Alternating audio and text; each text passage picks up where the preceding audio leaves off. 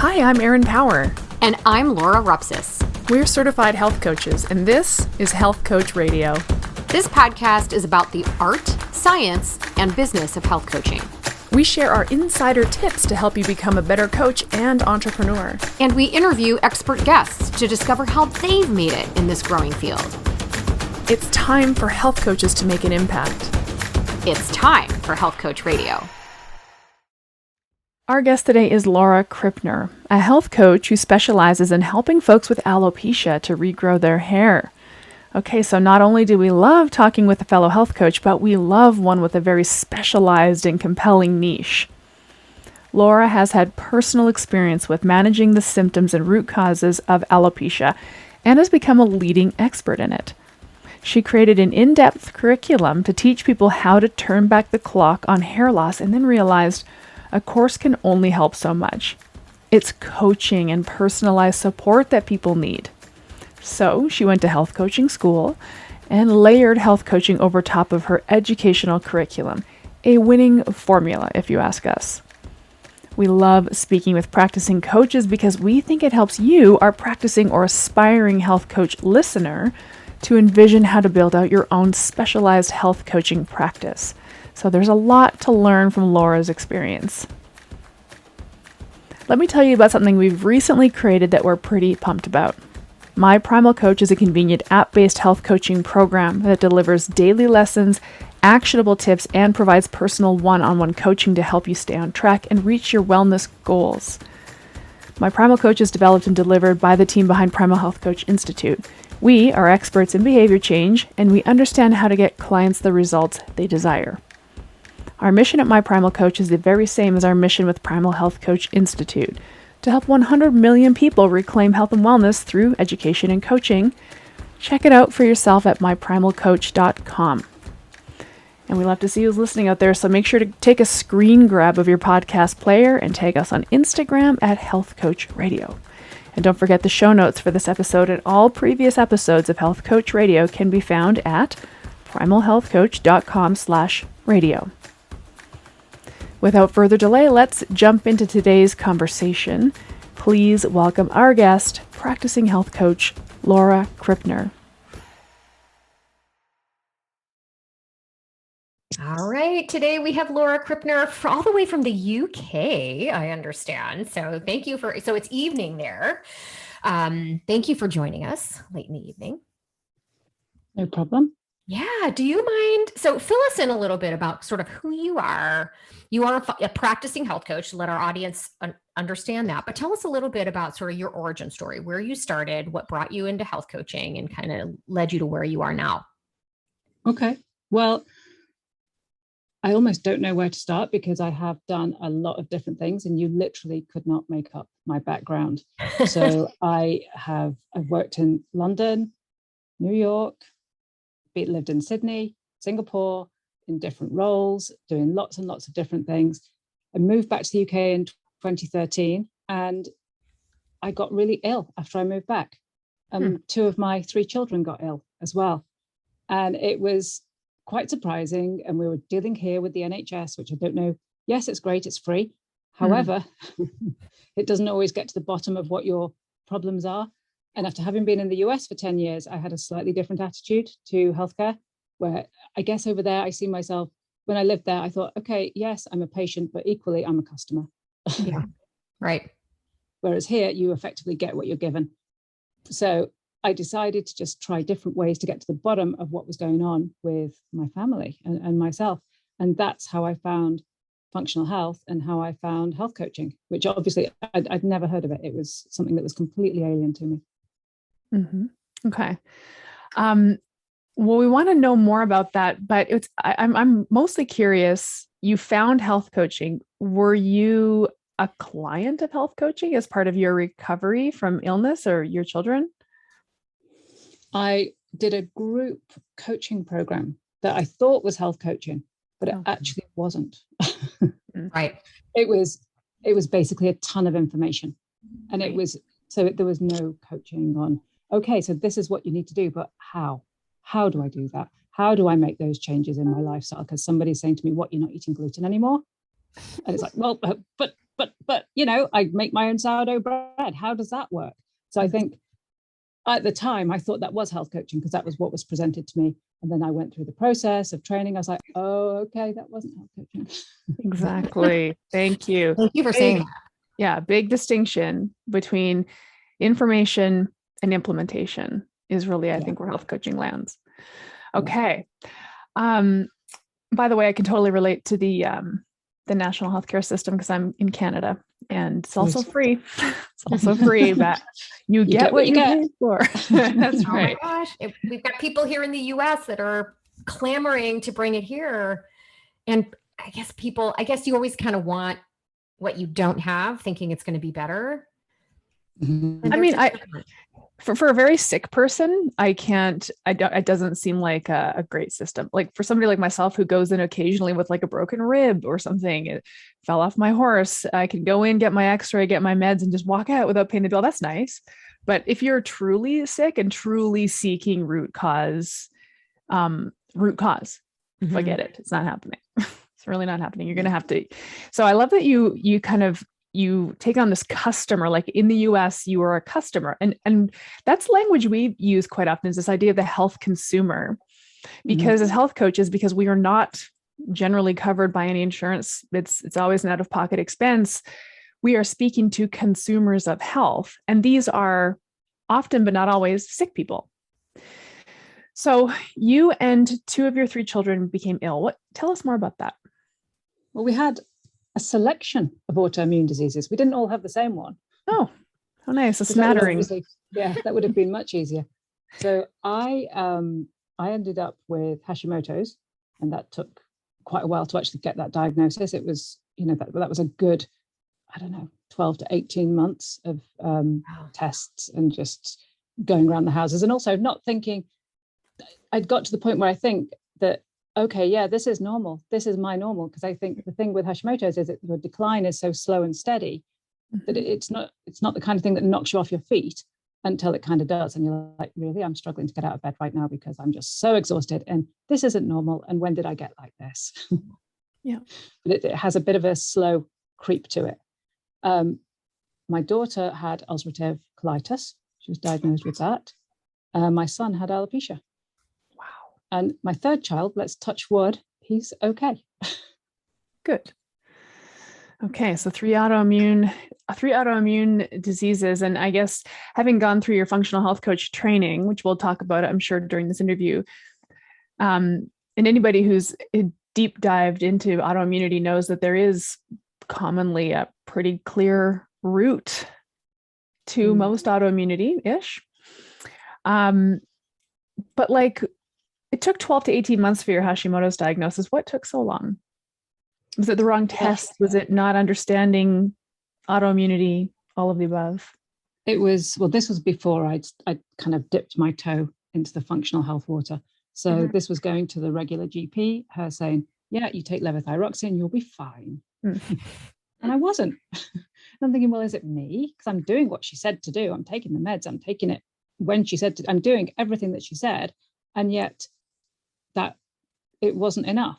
And I literally got diagnosed with Hashimoto's accidentally almost when I was in an appointment with my son and with a functional medicine doctor. And she said, well, yeah, Hashimoto's for you. Of course, it's a family trait with the autoimmunity. I'm like, oh.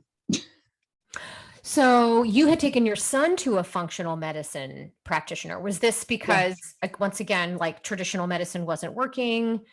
Tell me a little bit, because I found he doesn't call himself a functional medicine practitioner. He calls himself something else, but essentially that's what he is. And I found him just because I got sick and tired of just being sick. Like the traditional medical system wasn't working and wasn't able to diagnose me.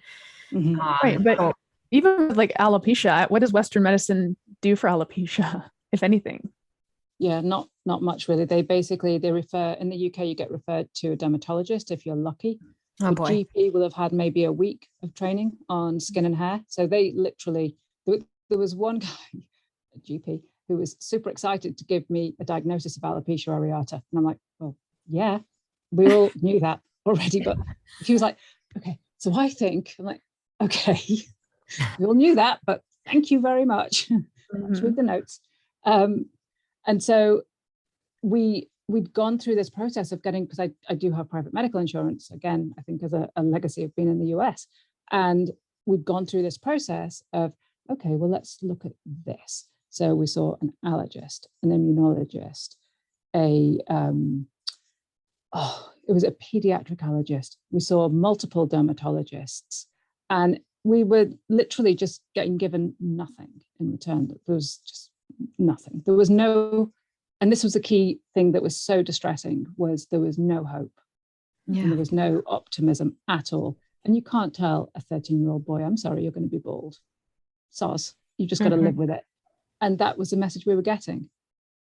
And so it was at that point, I was thinking, well, surely there must be something. Because I you see these stories on the internet. People do have their hair regrow.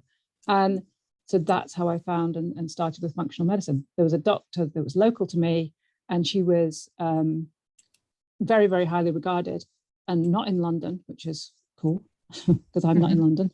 And I was just like, wow, she's just up the road from me. That's amazing. So I saw her, and she was the one who started and gave me the diagnosis at the same time as my son was, starting his treatment. What were you originally diagnosed with? Me. Yeah. I was told, oh yeah, you've just got hypothyroidism. Okay. Okay. They didn't. Okay. The autoimmune component. So, yeah. And I just accepted that because I knew absolutely nothing about it at the time. Wow. Like, okay. I didn't think there was anything more to it. I just thought, oh, okay, hypothyroid. That's it. Take Levo. That's it. You're done. Wow. Okay. So now you're at the functional medicine practitioner. She's finally, hopefully, providing some hope for your son. She's sort of diagnosed you. The aha moment goes off, that light bulb. Oh my gosh, autoimmunity this is a genetic thing. It runs in the family. Tell us a little bit about that journey, about how she helped you heal, helped empower you to help others. How did that work? Well, it started quite rockily, to be honest, with we did do the Autoimmune Protocol. And that was really difficult because it was so much cooking, and it was for so many of us. And it was at the same time as we were going on holiday to France. It kind of overlapped with like a week of holiday. And the kids were just not impressed with it at all. So we literally got to the end of 30 days and they were like, okay, we're done. But we all did feel better. So it was clear. And at the time, I would have said that we're really healthy. We don't do takeaways. I cook from scratch. I would have considered us to be healthy. And I guess we were, but equally, we were eating gluten and we were eating dairy, and we were having all of these triggers in our diet that, that's not there anymore. That's, that is just no longer there. Full stop. Yeah. Yeah. The autoimmune protocol is so hard. Actually, it's one of the reasons why I don't work with autoimmune clients. But first of all, I didn't have any exposure to autoimmunity, so I don't feel like it's an authentic. I don't think I can authentically serve that community. But it's also so hard. By the way, I just wanted to mention that I'm grateful to health coaches that do specialize in autoimmunity and who have experience in battling, in a manner speaking, or standing up to it, because I do a lot of referring to people who can actually relate to it. Okay. So the autoimmune protocol, very strict, incredibly strict. You in the family didn't like it. Of course they didn't, because like you can't really eat anything.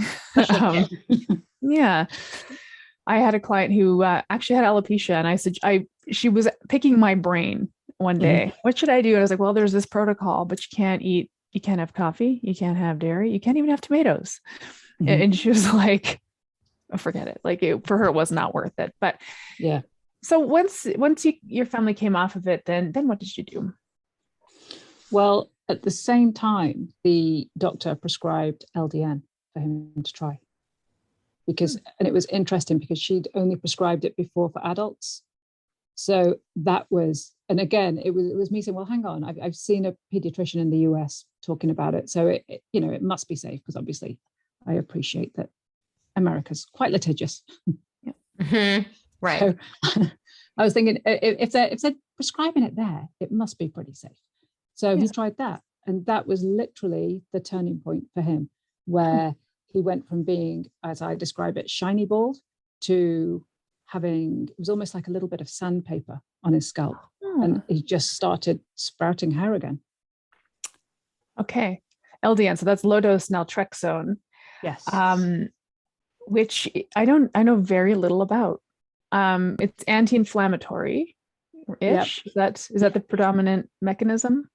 It's used in, and this is the thing, because a lot of people with hair loss will perhaps try it, but it's only going to really help you if your trigger is autoimmunity, which with hair loss, it could be other things as well. So it can be really helpful, and if it's going to work for you after 3 months. So, if you're not getting regrowth after 3 months, then discontinue and don't bother. But again, it's prescription, limited side effects. So it was kind of a 1-2 punch, because we kept a lot of things from AIP.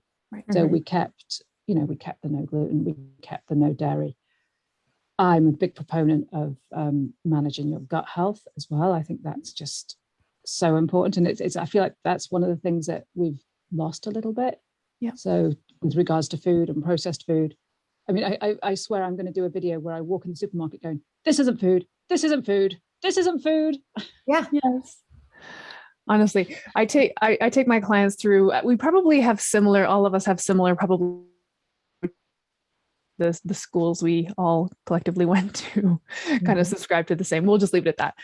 But when I in the early stages of working with clients, I'll kind of identify the non-foods that I would love to see them live their life without, because of their pro-inflammatory nature, their immunogenic nature. And it's like, look, it's just not nice to do that to your body. Why would you want to cause a little bit of harm to your body every day just because you really want crackers, whatever it might be? And so we do this pantry purge thing, right? This whole idea, like, just get rid of it, just put it away, put it in the rubbish, get rid of it. And they'll say, I feel bad though, throwing away food. Right. I'll say, but yeah, it's not food. So don't worry about it. And you can't give it to somebody, not anyone you like. That's right. Right. That's what Halloween reminds me of. I literally just throw all that, we let them go trick or treating. I let my kids keep 10 pieces. And they can have 1 piece a day, and the rest goes in the garbage. They literally have to throw it away, and rather than give it away, because I would never, I don't want anybody to have that kind of nonsense. But you're so right, Erin, that this mindset of wastefulness has been embedded in a lot of us. I don't know about you, but growing up as a kid, I had to finish what was on my plate. So I very quickly realized I better not put that much on my plate, or I'm going to have to eat it.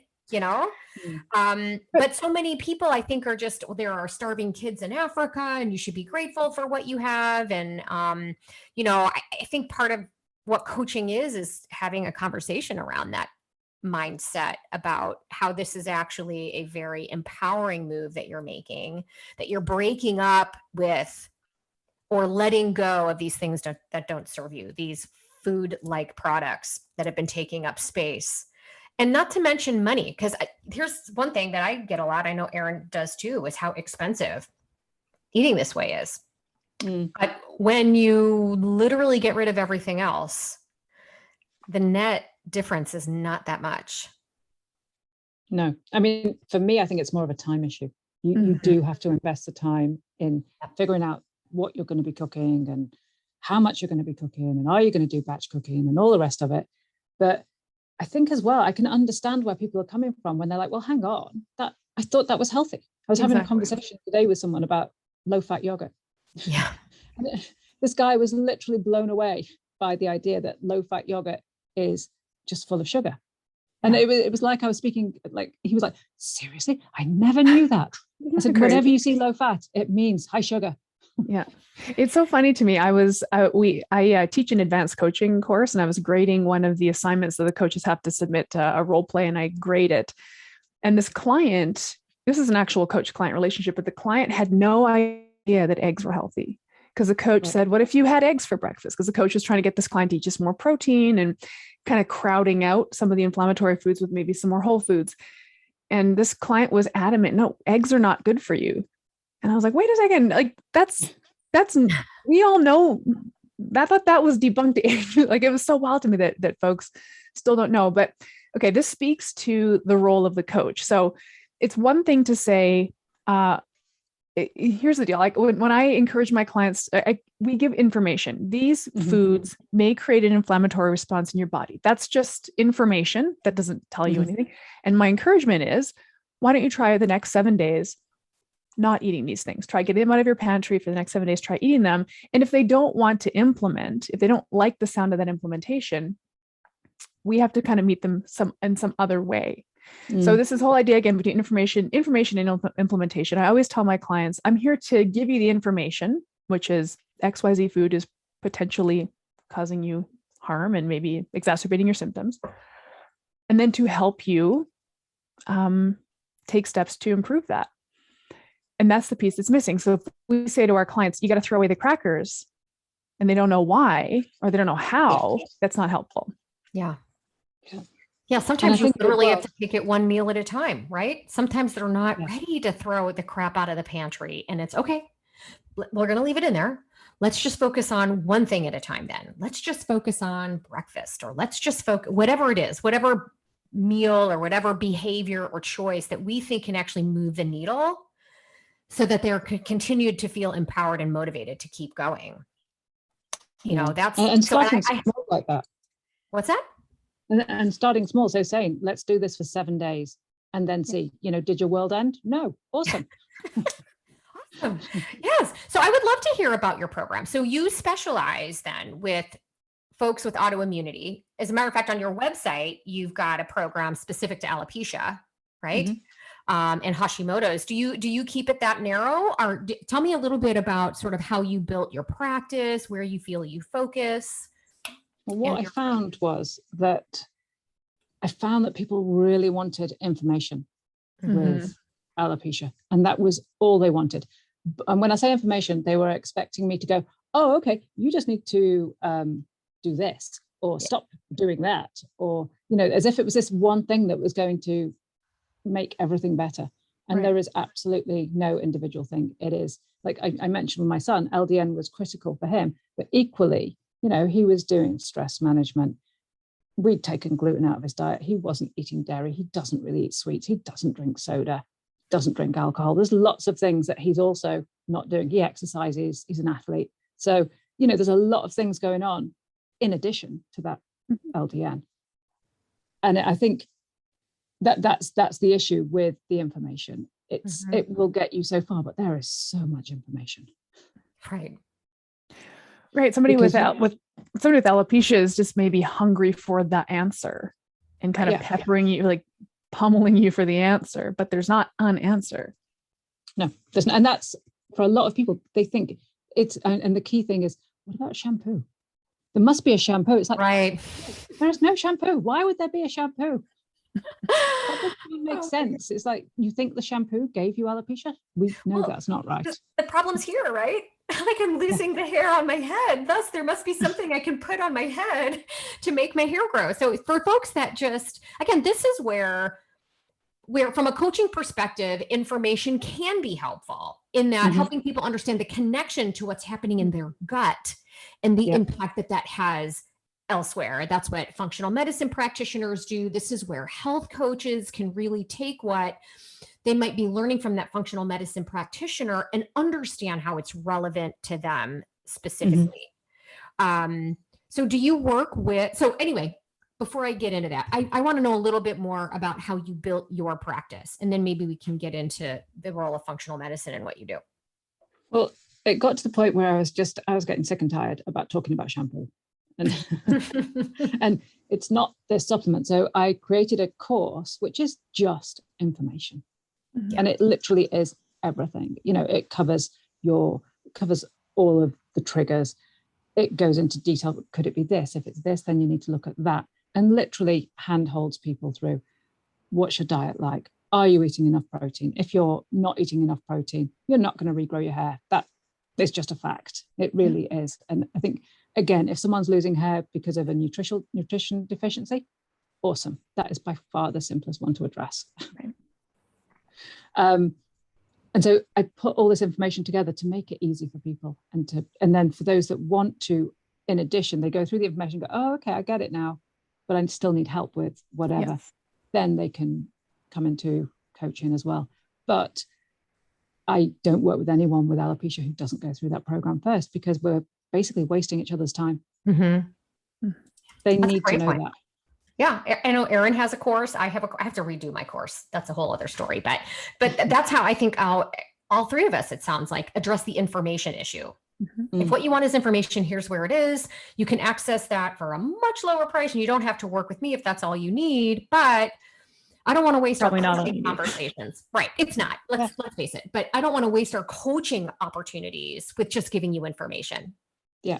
You know, and I just think that's a phenomenal kind of best practice that a lot of coaches need to kind of come away with. And it doesn't have to be a course that you actively sell online. It can just be a part of how you deliver your whole program, you know, if you don't feel comfortable kind of putting it out there. But it's just a phenomenal delivery vehicle that once it's written, once it's done, you know. And you can add to it. Yes. Absolutely. You can Easy, update it. yeah. I think this speaks to, I love talking about programming, and I know we're kind of going all over the map here, but we're just so excited to talk to one of our peers. So we're just bouncing around, but this speaks to programming a little bit in the sense of like the signature methodology or the program that, this tangible thing that you sell, right? There's something that's important to have a thing, have a methodology, have an approach, have a program. And I really would encourage coaches to think through that in the context of an online course, because it's really, really easy to make them now. And it's just, again, to Laura's point, a really good place to send your clients for information. But it's also a good grounding for a coach who's starting a business. Like, this is the thing that I made. This is what I do. I will teach you this, and I will bring you along the path to this, instead of sort of this nebulous, I'm a health coach, I do health coaching. It's like, no, I do this one thing, and I even built a course for it. I think it's a really important programming exercise to do. Just putting that out there. Yeah, it helps provide. Well, it helped me. Yeah. And also, because in a regular coaching conversation, you're not necessarily going to go in the direction that you think you might go in. In fact, let's face it, you never do. That's right. Client-led. Yeah. And then how do you get that information there, and how do you get it there in the right order? Because that's important too. And it all just needs, and then this way I know that they know everything that I know. And it's just there for them. Yeah. Fantastic. Did you start it that way from the beginning, or is this something you kind of learned? Oh, I learned it. Yeah. I learned it after yes, I don't recommend a shampoo in particular because. Oh man. No, but that's a good point. That's like, if anyone is listening to this thinking, well, how do you start? It's like the questions you answer a million times. That goes in the course, right? Yeah, it does. But I think you do have to be quite broad, because the course, the whole purpose of it is it's for everybody. So it's got everything in it. And that's not going to be relevant for just one person. That's way too much information. So it is a bit of a pick and mix as well. So some of it, they'll be like, oh, awesome. That's not me. Exactly. Yeah. I don't have to listen to that bit. Yeah. And that's how an online course and a coaching relationship really mesh nicely.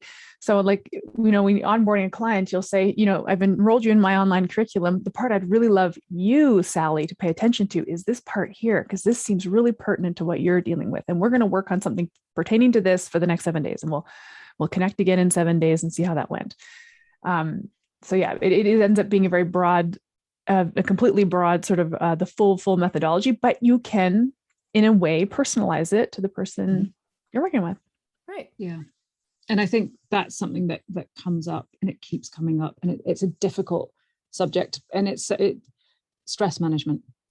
Yeah. I'm not going to beat around the bush. It's so important. And I think when you start losing your hair, it's stressful. Yeah. Oh my gosh. So you're then in this vicious circle, and how do you stop that stress? And you see more hair in the plug hole or whatever in the shower. It can be very difficult to try and put brakes on that for people. And especially because there is a time delay. It takes a good 2 to 3 months to start hair growth. And that could be that you only just start to feel. It could be the stubble that you start to feel versus actually seeing anything. So, people have to keep the faith for a good few months. And again, that's something I'm very upfront about. It's not going to be, oh yeah, look at this next week. Here's my regrowth. Yeah. Wow. So, tell me a little bit about, from the standpoint of bringing clients in, a little bit more. So you've got your courses, right? Mhm. The one for alopecia. Do you have one for Hashimoto's as well? Do you focus? So you have a Yeah. particular focus, right? You have a niche. Tell me a little bit Mhm. about how you manage that. How do you speak to that group? How do your clients find you? All of that. They seem to find me on social media. Social media is amazing. And that's the thing. I've been able to work with people all over the world because, well, they find me. And Mhm. yes, we have to figure out time differences, especially Australia. Has to be the most awkward. But yeah, they find me through there. And I think it's because it is such a specialized little niche. And then even now, there's there's COVID hair loss. Mm. It's it just doesn't stop because COVID is just another virus that becomes a trigger for people. Wow. I did not know that was. Yeah. No, I mean I've heard a lot of stories of people, like we're just seeing an uptick in a lot of things, including autoimmunity. Mhm. So wow. So okay, so this is a question that I get every single day when I'm talking to people that are considering becoming a health coach, which is how am I going to find clients? I'm not comfortable putting myself out there on social media, or do you teach us how to create a funnel or pay for ads and all this other stuff? And I'm like, okay, so, slow your roll. You may not need to do all that, and so I'll get into a little bit about what we teach, but I would love for you to share how you use social media and how people find you. What do you think it is about what you do? So first of all, what do you do? And what is it about what you do that helps people find you? Well, I've started doing video, which I was deeply uncomfortable with, like deeply uncomfortable. And then I just started doing it actually when I was doing the course, because you can't record a course without doing video. Right? Ah.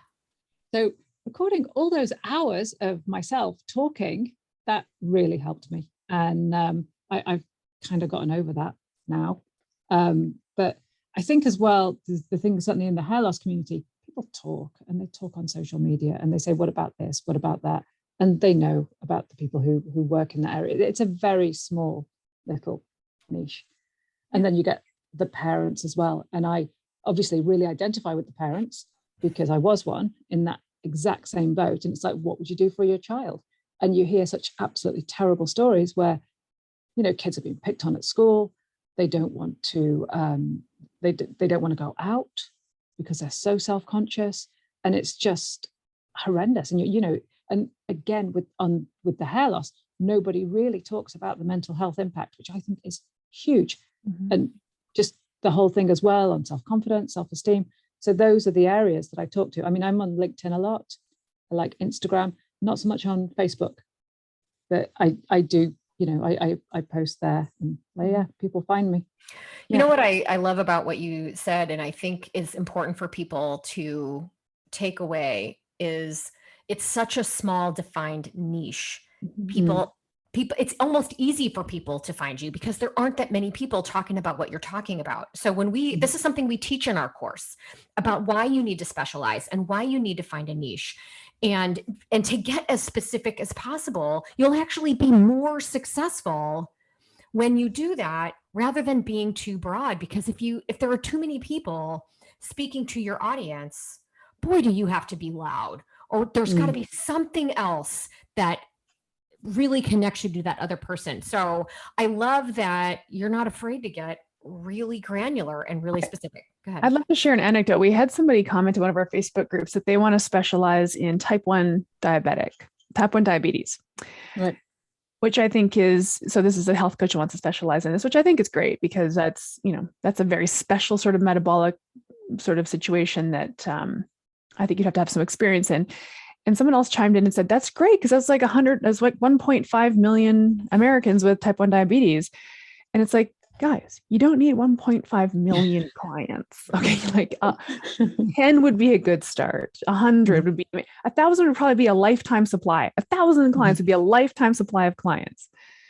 So it is about really specializing the message. And so it's interesting because alopecia is just automatically kind of like drilled right down pretty much. But I think it's, to Laura's point, a really good case study in when you speak to a specific audience, you become like you have this very small, viable audience, this sort of like the quality lead in a manner of speaking, instead of just sort of blanketing. Yeah. I mean, I think part of my issue is though that by the time people get to me, they've tried everything else. Yep. They have literally, and they're thinking by the time they get to me, in the back of their mind, they're thinking, well, nothing else worked. Yeah. Why is this going to work? And so I'm up against that too. And that's something that can be quite difficult, because I'm very, very sincere. I'm very focused on what I can and can't do. I don't work with people who have frontal fibrosis and alopecia, because my program isn't going to help them. So I just, and I'm very upfront about that. But I see it, and I know it because I was exactly in their shoes. I was the person who bought this weird green gel stuff from Israel that got stuck at customs. This 300 quid. This brings me to a point too, because so you focus on, as a health coach, you focus on people who have a particular illness. But we're not doctors. Health coaches aren't doctors. We can't treat things. So we do speak to this in our course about scope of practice. There's lots of people within our own community that their focus, their niche client are clients that are struggling with whatever condition. But again, we have to get away from the notion that we're somehow treating them or prescribing anything. So I would love to hear kind of how you navigate that. That is tricky. And one of the things I do is I refer out. I have no issue with referring out to people. So I'm like, if you need a prescription, if you want to try something, then obviously I'll recommend a functional medicine doctor who can get you that, and who will also have a slightly different view to me. But I try really hard not to go in that area. I try really hard with supplements in particular, because that's just, it's a no-go area for coaches. We can't say you need to take this and however much of it. Equally, if someone is deficient in iron, they need to be eating iron-rich foods. And it's just, it's a tricky balance. It really is. But I think I feel that I kind of navigate that by referring out and just going, okay, if you want support from a herbalist, for example, there's a herbalist. And just building those relationships within different communities. It gets tricky when you're working internationally, because then at that point I'm like, okay, let's have a look at the directory for in your country, because as soon as you get outside of the US, it's very slim pickings. There aren't tons of functional medicine doctors just all over the place. Yeah, I think you have to, as a coach, you have to get happy with the idea of staying in your lane, because I think some coaches might feel pressured to put on their imaginary lab coat and be the solution to the client's, diagnosed state. I think one of the ways we can really manage it is with our language. I think our language is really important to keep us in scope, especially when you're dealing with diagnosed disease states like anything in the autoimmune realm. It's like managing the symptoms of, understanding the root cause of, supporting the gut, because so it's like, here's what we know about autoimmunity. Here's what we know about, here's what the research shows about this. And, sort of tying actions and habits and behaviors to what's known. I think that's our opportunity to stay in our lane. Absolutely. Yeah. Talking in terms of, I was listening to one coach who said she navigates around this by talking in more generalities. So she's got these links to both articles and personal stories of people that have suffered from these conditions. And so she's able to have a conversation around, generally speaking, certain choices tend to support people with this condition. And this is why, right? They're drawing the connection. And, I work with a lot of women where weight loss is their primary concern. But because of that, some of these women are either pre-diabetic or they're type 2 diabetic, or they're insulin resistant. They have some sort of metabolic condition. And I have to have a conversation around how, look, I'm not going to treat that. Right? Your doctor is going to worry about and treat your illness. Let him or her focus on that. You and I are going to focus on understanding the behaviors and the habits and the choices of people that don't have that. Right? On focusing on those habits and those choices and those behaviors that actually just make you healthier. And so while we're doing that and following your doctor's advice, this is where we're going to really make magic happen. So trying to get my client's mind out of the, I'm working with Coach Laura to get rid of my diabetes. It's no. We're going to learn how to eat instead of going on a diet. We're going to train our body on how to move, and so that our body feels comfortable moving, because movement begets movement. That's what we're going to do. And oh, by the way, there's a health benefit to moving more. Right. And we get into that kind of stuff. So it's leading with education and leading with behaviors and habits that help support the type of health they want to have, rather than focusing on the diagnosis or prescribing or treatment of everything. But it's complicated and it's hard to explain with confidence when you've never done it and had that conversation. So this is where it goes to having more conversations so that you get comfortable with it. What was your first client like? Where did you find your first client? My first client for hair loss, or my first other client? First client, period. My first client, who was my practice client when I was going through training, she was just unbelievable. She was a weight loss client who basically, her doctor had told her, you are on the verge of becoming diabetic. And that was the motivation that she needed. And she was literally wanting to change everything. And we worked together for quite a while. I'd say probably about 9 months in total. It was pretty full on. And by the end of it, she was wearing a bikini again for the first time in 30 years. Wow. That's partly, I think, bikinis are a mental thing. Right. Absolutely. Not a body thing. But her mind was in the place where I'm wearing the bikini, and she looked amazing. And she made me laugh because she sent me a picture of her in the bikini saying, don't share this. This is just for you. But yeah, she was my first client, and she was awesome. And she knew about the value of coaching, and she knew it was filling a gap for her. She was never late. She was just the perfect client, literally. She just, everything she said she was going to do, she did it, and then some. And yeah, she had some really profound breakthroughs. And it was actually through working with that one client that I had my aha moment, which is basic, certainly about women and weight loss. It's like, it's never about the weight. It's a great never about that. There is always something else going on in the background there. But what is it? And that's going to be different for everybody. Yeah.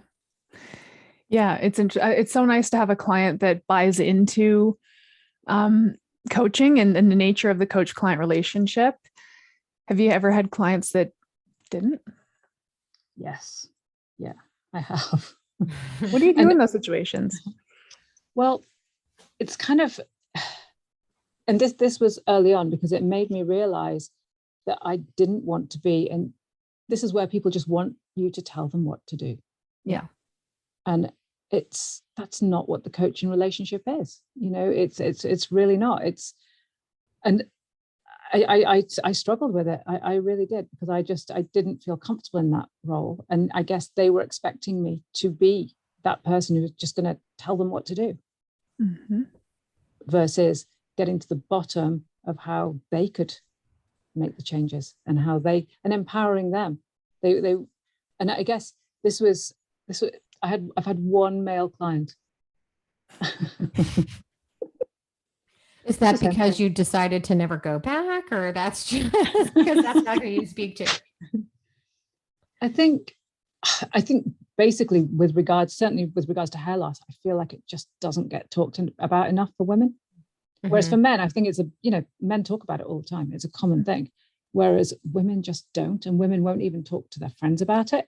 So I feel like it really is a taboo that needs opening up, because, there's always something you can do to improve it. Always, always, always. So even, hormonal hair loss, women who are going through menopause and just, having all those changes going on, that's difficult to be dealing with. And I think as women, and if you're managing a family as well, that's a lot to be doing. And it's not surprising, to be honest, that the wheels all fall off when your hormones stop playing ball, because and the fact that it's a surprise for most of us it shouldn't be. It's like, you know, you're doing way too much. And yeah, I just see that a lot. Yeah. Women. Yeah. What did you think was going to happen? Well, you did mention that you feel that stress is one of the most impactful elements to hair loss. But not the kind of, not what you'd consider. Yes, obviously, if you have a major traumatic event like a death, then that's an issue. But it's the daily stresses. It's the I'm running late. My traffic's, you know, that's the problem really. It's that low grade, constant. And inadequate sleep, right? These are all just, they're basic things.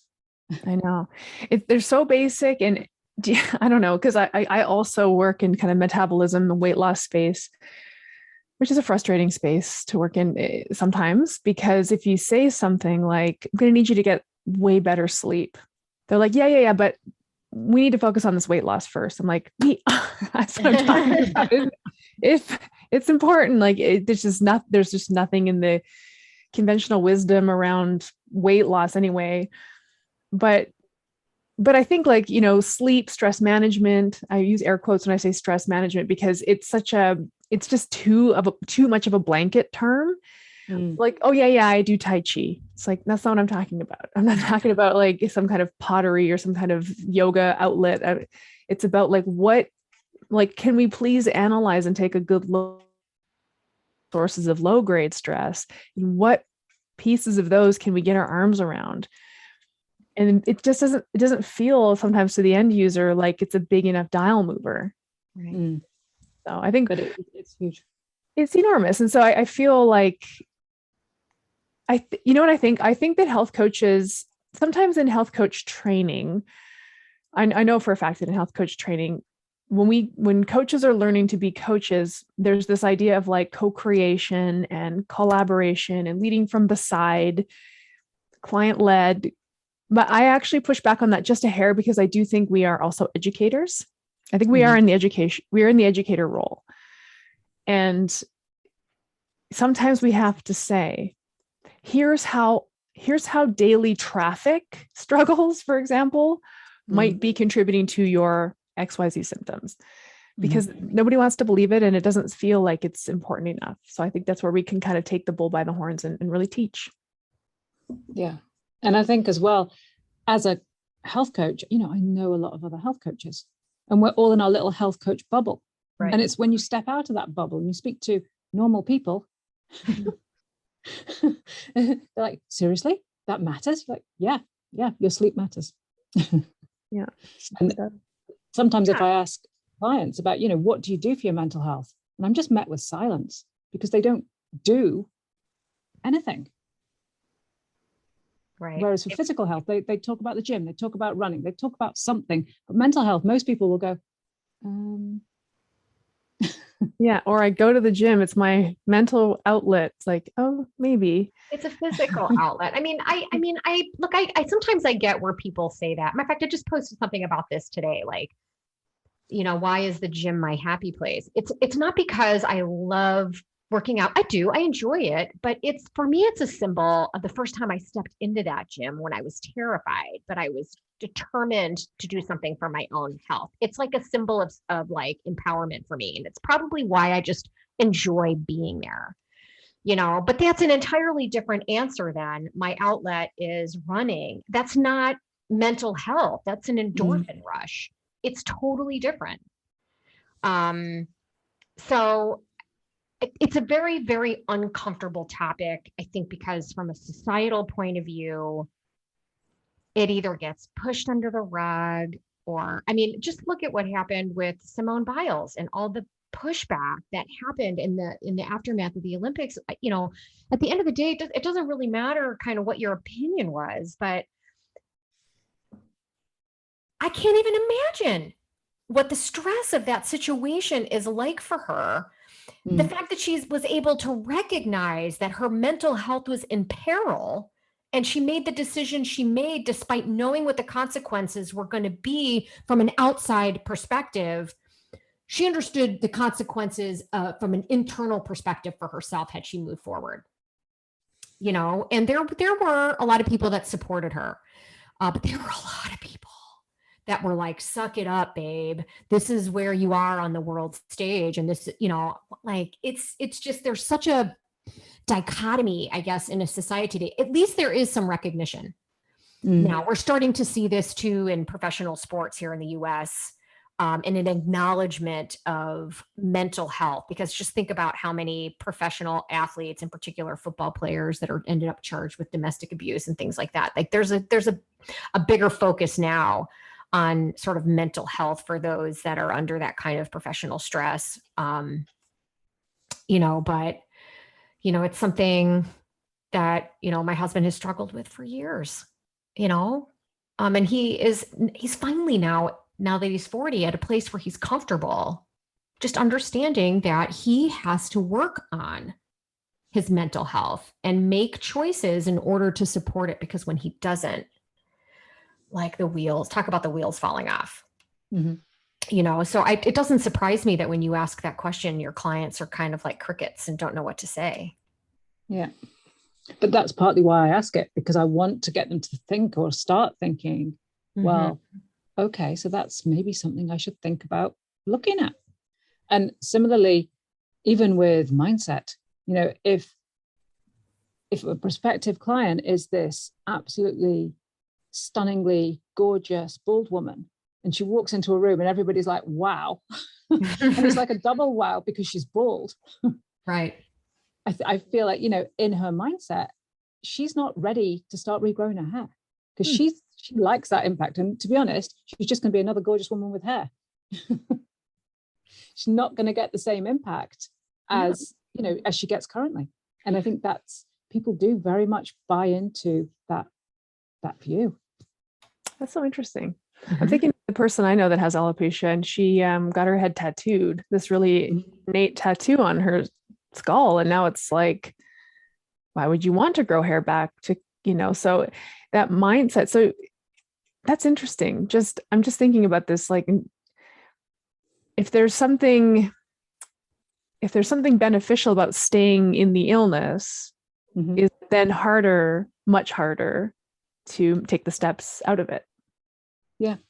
And I guess with a lot of people, so talking like the beautiful bald woman or the gal that I know with the tattoo, that's one thing. But this whole idea around, some people really identify with their illness. Yeah. Right. Like, this is who I am. My illness is who I am. It's, not in a proud way, but in this is my lot in life, my cross to bear kind of way. That is really difficult to get over, I imagine. Yeah. But I don't get those people. Okay, good. Good. They don't come through my door.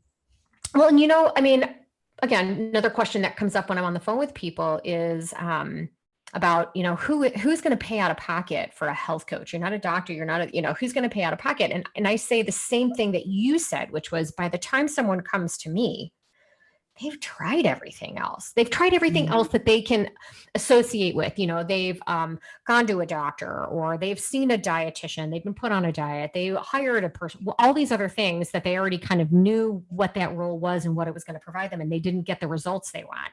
That they're looking for something different. And if your message and this problem you solve resonates with them, that's what they're looking for, they're going to be more than happy to come pay out of pocket to give it a try. And, look, you can't guarantee anything, but as far as results, but you can certainly guarantee your commitment as a coach, right? And your support and all these other things that go along with it. Because that's the other thing that we get is, I'm working with X-client, and, she came to me for weight loss, and she's only lost 2 pounds, and it's been 3 or 4 weeks, and she's getting frustrated. How do you sort of address? So I would love to hear sort of, how you address clients that aren't getting the results they're looking for. I mean, I know you set it up in the beginning, like this is going to take a while. All right. Yeah.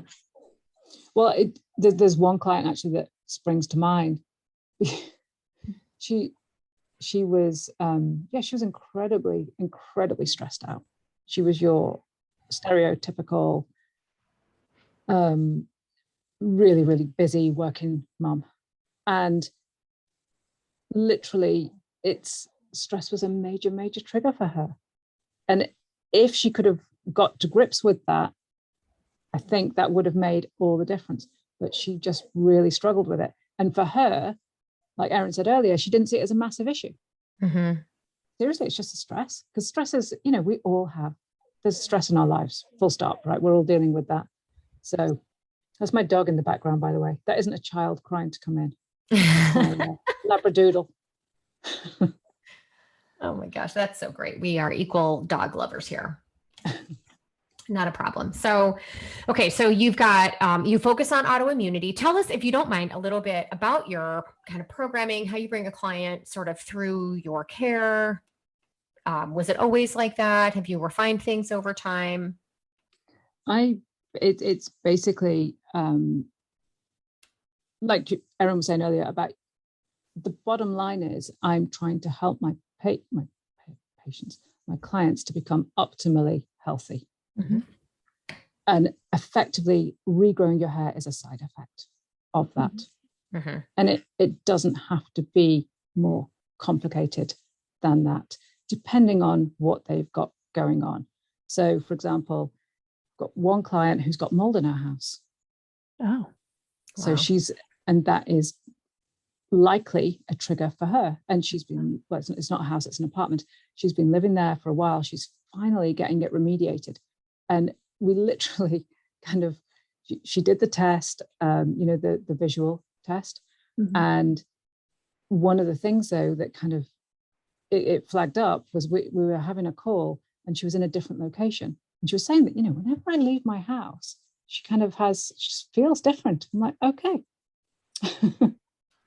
Let's look at that. Let's look. So whenever she's out of her apartment for a couple of weeks, like on holiday or visiting people, she had this reaction. It's like, okay, well, that implies there's something going on in your home environment, especially when you look at what's gone on with COVID, where we've all spent a lot more time at home. So any issues you've got there is just going to be exacerbated. And it's like, how do you get into that nitty gritty? But again, that is something that's in the course. It's like, here's a link, do this, do the test, have a look at it. It may apply to you, it may not. Yep. But yeah, you're just covering as many bases as possible. Mm-hmm. Okay. So how long typically are you working with clients, or does it really vary? Do you run we're kind of getting to the weeds of like your programming. Do you have like a set duration length of time, 3 months, 6 months, or is it per session and the client kind of tells you how many sessions they need, or how do you organize that? I tend to work with people for a minimum of 3 months, and then it's up to them. At 3 months, they've got everything that they need. Right. And it like I say, it's entirely up to them. Some people continue with me because they just, they haven't got 100% regrowth, and that's what they're shooting for. So it really does vary. Other people are like, you know what? Yeah, I can do this now. Now I know X, Y, Z, I'm fine. And if they know exactly where I am, if they do, if something happens in the future, they're like, oh, hang on, what about this? Or this comes up, or they know where I am. And we've got that relationship, and that's fine. But I think it's yes, it's a physical thing with the hair loss, but it's because we go very deeply into how they're feeling about it and how it makes them feel about themselves. We do get very, we get very close, I guess, by the nature of what we're talking about. Right. Yeah, the coach-client relationship is really special.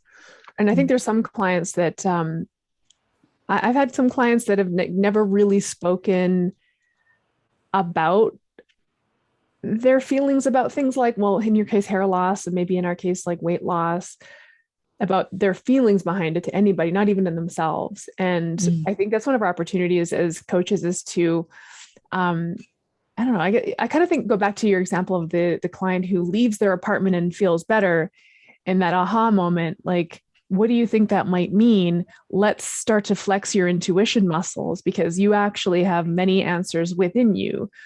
And I think that's what we're trying to deliver our clients to eventually, right? This idea of autonomy, self-efficacy takes everybody is on a different trajectory though. So it's really important to, the way you described it is, okay, so the program is a minimum 3 months, Some people are good to go at 3 months. Some people really do need to stay on. I think that right around the end of one's program, whether it's 8 weeks, 12 weeks, 6 months, that's when you start having these conversations about, do you feel equipped to go off on your own? Yes or no? Because if you don't, then we stay together and I'm here for it. Right. I think that's a big part of I think that's the biggest part of our job is facilitating our clients toward autonomy ultimately. Yeah, because I mean, we can't always be there for them. No. not forever. No. I love it. So tell us about kind of where you are in your career trajectory. Are you kind of happy with where you are and you're like, I'm going to be here for a while. I've got this great practice and I'm loving it. Do you have other plans? Anything else you're working on? Right now, I'm really happy. Yeah. It's all just kind of how I want it, if you like. It's just the right size. I'm running around after my own kids as well. So I do juggle quite a lot. Probably need a coach. Right now it's all good. In the future, I would really like more people to have this information and just to go, you know what, I can help people with this. It shouldn't just be a handful of people who have gone through this process, because it is really common. And equally, regrowing your hair, whether it's due to hormones or autoimmunity or a tragic event, whatever the actual cause is, it's knowing that it's possible to regrow.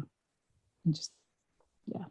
Whereas I do get annoyed with minoxidil, to be honest. Can I say that? Or Rogaine, where everybody thinks it's like this, oh yeah, well, that's what I'm going to do. And it only works for 50% of people after about 6 months. Now, if you're putting something on your head for 6 months and nothing's happening, you're probably going to stop. You're not going to do that every day. True. Oh, well, that's the equivalent to like in the weight loss space. Okay. Like the client I just graduated today was obsessed with using these food portioning containers. I won't name drop the company that sells these, but well-known fitness. These food portioning containers is the only way she knew how to engage with food. And it's like, that's only going to work while you're working. It's like Rogaine is like the crash diet of hair growth, basically. Right? Because people think it's like magic in a bottle or it's the magic pill. So I can see why you'd be annoyed by that. But what's really nice is that those clients will try it, have it not work, and eventually, I think, come knocking. I believe that. I believe at some point, I believe a health consumer is an intelligent person that does ultimately want to have good outcomes, and when they'll try everything they can, maybe they'll seek out an expert. Yeah. And the reason I asked that question is because what I love about this work and this profession is you can literally build it to serve you and where you are in your life right now, that you can build a career that you love to suit your needs and the lifestyle you want to have. And guess what? When something in your life changes that maybe turns you in a different direction, allows you to grow, or maybe, it's all up to you. Mm-hmm. And so that's why I was asking that question, because I do get some folks that are like, well, what, I don't know if I really want to do this full time. I may want this to only be part-time. Does this make sense? And I'm like, there's a lot of people that do it that way, that hold down a whole other career and do this on the side. And then perhaps eventually when they're ready to actually retire from that career, could be 10 years later that maybe you end up doing this more full-time, or maybe you're in a financial position where you never even need to work more than part-time hours. So there are some health coaches that make a full-time salary working part-time hours. And I just think that's amazing. And there aren't too many professions that are like that. Yeah. And I think as well, what no one can actually explain to you is how awesome it feels when you do help people. Yeah. And when they do experience that, whatever it is, whether it's weight loss or hair growth, that's amazing. You have literally changed somebody's life, or you have helped them to change their life. There's not many jobs like that. No, I know. That's amazing. That's fantastic. I think that's a great note to go out on too. So I know that people listening love to follow other health coaches and kind of see what you're doing. And I know there's a lot of other health coaches listening that do want to specialize or do specialize in the autoimmunity space that would love to take a look at what you're doing and follow you. So would you mind sharing where people can find you? I'm on Instagram at Practical Health Coach. Same thing on Facebook. And again, I chose Practical Health Coach because I didn't want to be woo-woo. Or not too woo. Yeah, certain amount of woo is okay, but there are practical things you can do. And that's, what I'm all about. I love that. We were having because we've had a couple of woo-woo-ish guests, right, Erin, on the podcast. And that's, I think that's cool because there are a lot of people in the health coaching space that are into that kind of stuff. But but how do you take the woo and make it not so woo, have it kind of seem normal? And I think you're right. If people don't really know what health coaching is, because here's another piece. So when I graduate from your course, like, am I a functional health coach? Am I a holistic health coach? I'm like, you know what? Insert whatever adjective you want to. I think you should call yourself whatever it is you feel represents you. There's no regulatory authority that is going to dictate what qualifier you use that says you can or can't use that term. But I mean, at the end of the day, I think you need to use the term that describes you. And I think the practical health coach makes a lot of sense. Yeah. Well, I like it. I like it too. What's the website? Did you give us that? No, it's www.practicalhealthcoach.uk. Awesome. This is great. Because I wanted to claim my Britishness. Yes. I did the very same. I eatsimple.ca because I couldn't get .com. So we'll go with the Canadian extension. I love it. Fantastic. Thank you so much for sharing all this with us. We love talking shop with fellow health coaches. This is always a treat for us. So thank you. Thank you very much. This podcast was brought to you by Primal Health Coach Institute. To learn more about how to become a successful health coach, get in touch with us by visiting primalhealthcoach.com/call. Or if you're already a successful health coach, practitioner, influencer, or thought leader with a thriving business and an interesting story, we'd love to hear from you. Connect with us at hello@primalhealthcoach.com and let us know why we need to interview you for Health Coach Radio. Thanks for listening.